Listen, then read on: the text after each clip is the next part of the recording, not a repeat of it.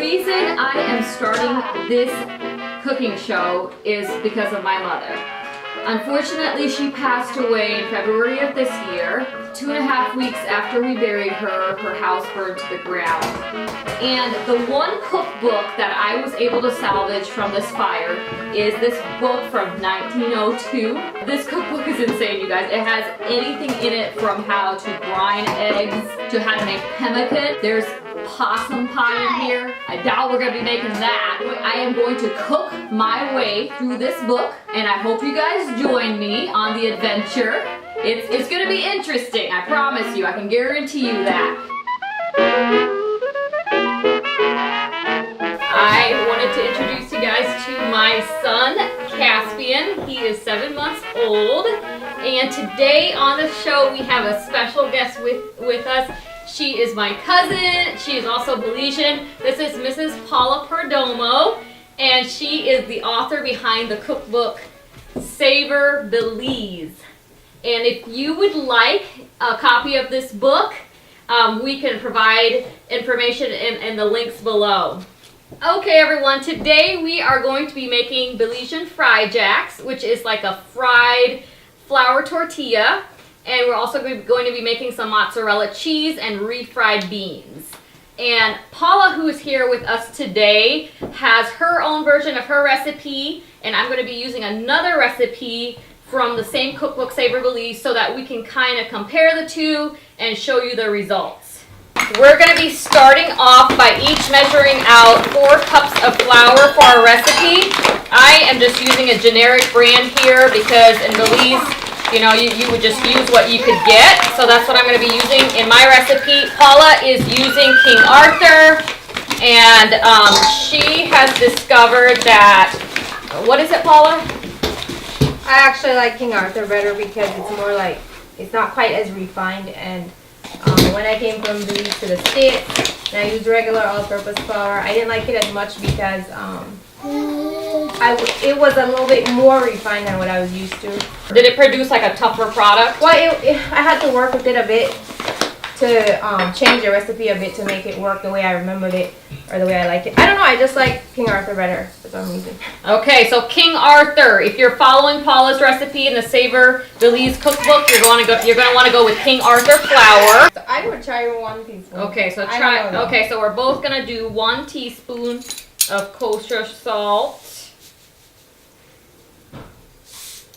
And we are going to be using coconut oil as our fat in here. Paula kind of came up with a hack for one of these recipes. She thought it came out a little bit like, instead of like puffing up really huge and just being full of air, they were more flat and thick and fluffy. So in my recipe, I'm going to be trying a combination of fat and heavy cream. And the fat from the heavy cream is going to be our fat in here. Okay, so we have kosher salt added to our flour. I'm going to be adding 2 tablespoons of baking powder to mine. And Paula, how much are you going to be adding to yours? Is yours 2 teaspoons of baking powder. Whoa, that is a huge difference. Yeah. What do you foresee happening with mine, with that, Paula? I don't know. Probably be more. A lot more bubbling, or maybe, or more yellow. More yellow? Okay. I don't know. So baking powder kind of yellows. I didn't even know that. Look at that little tip I learned from my Belizean cousin. Well, I don't know if that's the intent or if that's, I don't know. Okay, so we'll see. We'll figure it out. Yeah. And instead of, for fat in my fried jacks, traditionally you would use shortening or coconut oil or something like that. Today I'm going to try heavy whipping cream in mine, and Paula is going to try the coconut oil in hers, and we're going to compare the difference. I'm hoping, here's coconut oil for you, Paula. I'm hoping for more of a fluffy texture, but also kind of flat, if that makes sense. Like a thick elephant ear or something. Okay, Paula, so how much heavy whipping cream would you recommend I use in place of fat? I would use at least 1/4 cup. 1/4 cup, okay. Mama. And how much, maybe even more, you know. Okay. How much coconut oil do you think you're using? I'm using 2 tablespoons of coconut oil. 2 tablespoons, so okay, so it's not quite the same measurement. And what I'm gonna be doing here is I'm adding warm water. In Belize, most of the time you're going to be getting water from a vat or something like that anyway, so your water is most likely going to be somewhat warm, lukewarm. I like adding at least lukewarm to a little bit warmer water. It helps your baking powder react faster and cuts down on your rising time. Paula, how much water do you think you'll be using for your... A cup to a cup and a half of water for mine. Okay. I'm cutting in the shortening right now. Then I'll add my water. Okay, what size do you think it should be, Paula, before they start adding water? Size. Like when you cut in that coconut oil, how much, like what size do you think like the flour should feel like? Yeah. I just cut it in until it's all fine. I mean, you don't really see the shortening in there. You don't really feel it, but you can tell it's not just flour, like. How to describe it. Yeah, okay. So fairly powdery. It's not like Kaido or anything. Yeah, it's not like lumps of shortening should be left in there. Okay. Oh, that's fine. I mean, fried jacks and tortillas aren't that picky either, so. Yeah. This is not a high dollar food. Yeah. This is, you throw it in your bowl, mix it up, and hope you have it on hot and smoking before everybody starves. Okay, this is kind of like an add as you go kind of thing for the water, and I got a little bit too much in mine. It's a little bit too sticky to set out on my table yet to knead, so I'm incorporating the water by kneading it, and then I'm going to be adding some more flour. It's a lot like bread or anything like that where you would just kind of go by eye. You know, it's kind of hard to tell exactly where you need to be. This one, since it has the heavy whipping cream in it, is going to require a little bit more kneading. It's a little bit more wet, so I'm going to continue kneading it to develop those glutens and incorporate my moisture. Paula, can you explain to them what your dough is a little bit more like right now?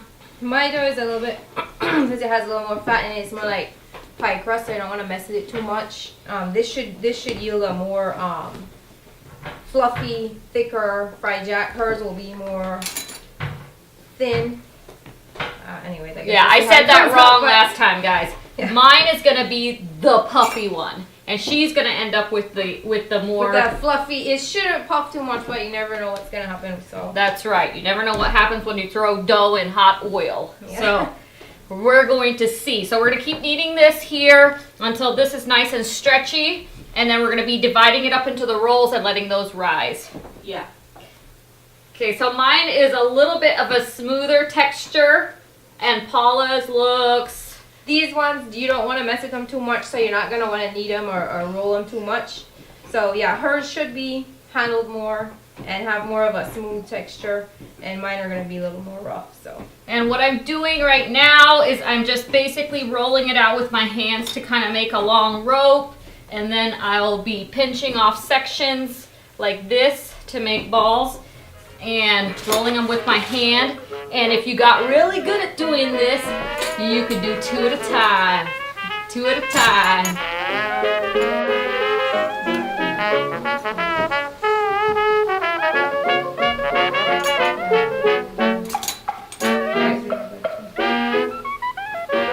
That's right.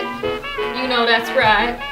So we have these ready. I'm going to put them back into the bowl. It doesn't matter if they're stacked a little bit on top of each other. And cover it with a tea towel to prevent a crust from forming on the top. Paula, how long do you think we should let these rise? You can let the dough rise from 10 minutes minimum to hour, whatever works for you. You can even refrigerate them now if you want to overnight in a container, a sealed container. But you want them to set, because if they don't set, they will, when you roll them out, they'll try to draw back together, and it will be hard to form your fried jack. So they get kind of fat and springy, right? They kind of spring back into this little fat. Yeah. Yeah. And since we use warmer water, it should be it shouldn't take as long to set. So yeah. Okay. Okay. And then I'm just gonna cover my. So if you're a mommy and you're busy and you're trying to plan ahead, this is something you could knead up the day before, put in your fridge. And you could even cook your, what we're going to be serving with these are refried beans. So you could even cook your beans the day ahead of time, or have them simmering that morning, have your dough ready. And when dinner calls, it's And you're ready to go. Yep. So we're in the kitchen now, and the first thing I'm going to do is turn on a skillet in the back. We're going to be caramelizing an onion. This is going to be added to my beans. I cooked these earlier today. I cooked those with fresh ground black pepper, some oregano, garlic, and a whole onion. But I'm still going to add some caramelization to these beans by caramelizing this onion. And then we're going to start by heating a gallon of milk to make our mozzarella cheese. I put this on high, just crank it open, put a gallon of milk in here, and once this is hot, I'm going to be adding some vinegar, and we're going to be seeing some curd and whey. Okay, I'm going to show you guys the proper way to cut and peel an onion. Go ahead and cut it in half right through the root, and this will make it easier to grasp the edge of the skin and peel it off. If you need to peel off a bad layer, this is the time to do it. And the area that you want to avoid when working with an onion is the root. That's where all the sulfuric acid is at, and that's what burns your eyes when you get into an onion. Start by getting rid of this little guy here on the end on both sides, and just start slicing through it as close as you can to the root. Turning it as you go. And then once you get to the edge, just cut away that root and you're left with all your slices. Now I can throw these into my pan, start cooking those, and we'll be adding those to the beans in just one moment. Our milk is warm. It's almost to the boiling point, but not boiling, so I'm going to go ahead and switch that off. And I'm going to add about 1 3/4 cup of vinegar, and we'll see how that does, or if we'll have to add more or not.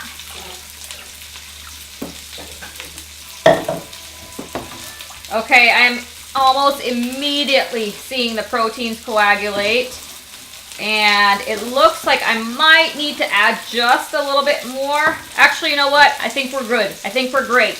It's separated just perfectly for me. So I am going to grab a chinois and a bowl, and we're going to strain the curds and the whey. Our onions are cooking beautifully. They're almost ready for our beans. And Paula's going to be blending those beans for us. And how we like to do that for refried beans is to strain off some of the liquid that you cook the beans in. Whoa, had a little bit of a mess there. That's all right. Strain off some of the liquid from the beans so that when you're blending your beans, they're nice and thick, and when they hit that pan, they're not all liquidy and they're not take all that time to reduce down. Go ahead and dump all of that into the beans there. We have about probably 9 cups in that blender.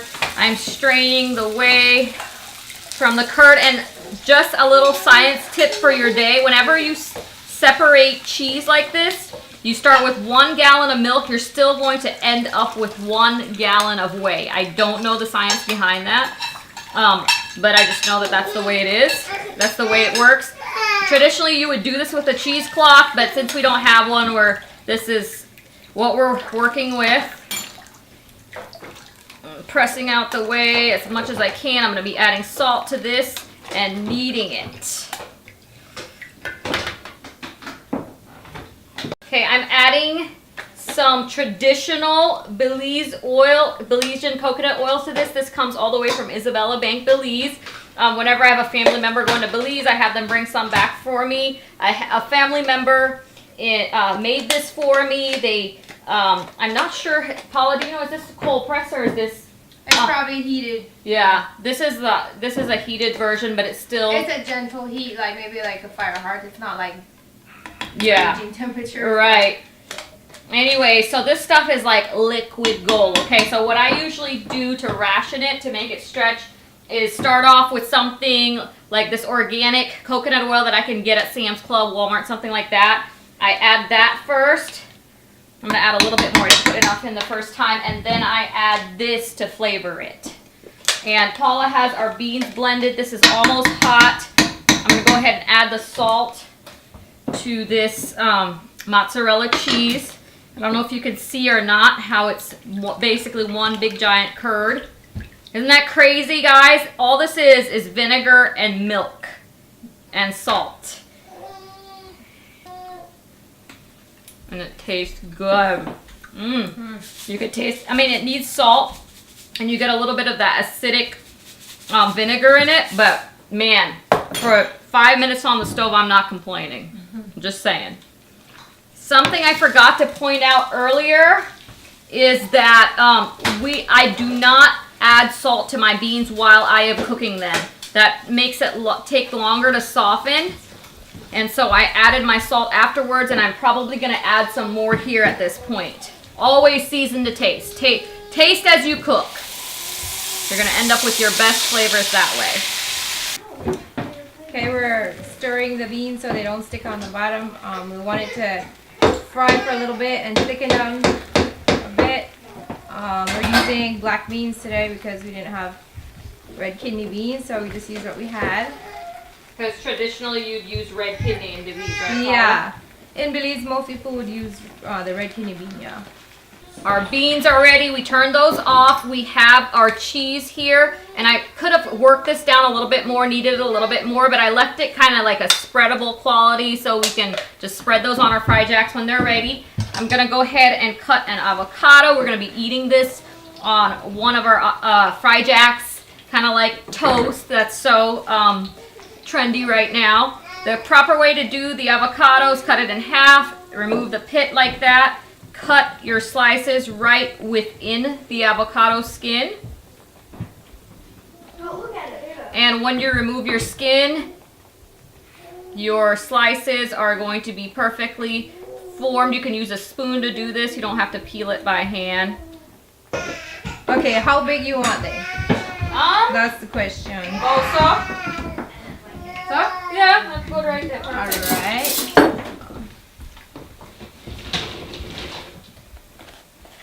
Those look good. Whose are those? These are Eden's. They're the ones that are supposed to pop a little bit.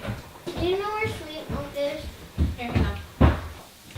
Okay, you don't want to roll Fry Jacks out too big because they'll get too thin. You want them to have a little bit of thickness. We usually roll them out about this big, and we sprinkle salt on them just for a little, I guess, for the taste. And some people leave their Fry Jack whole, but we like to cut ours in half. We put little slits in them so that they don't just puff into one big puff, but the slits control the puffing. Okay, these are the ones that Eden needed. These have the cream in them. They have more of a uniform color. They are a little bit more golden. I don't know if you can tell on the camera.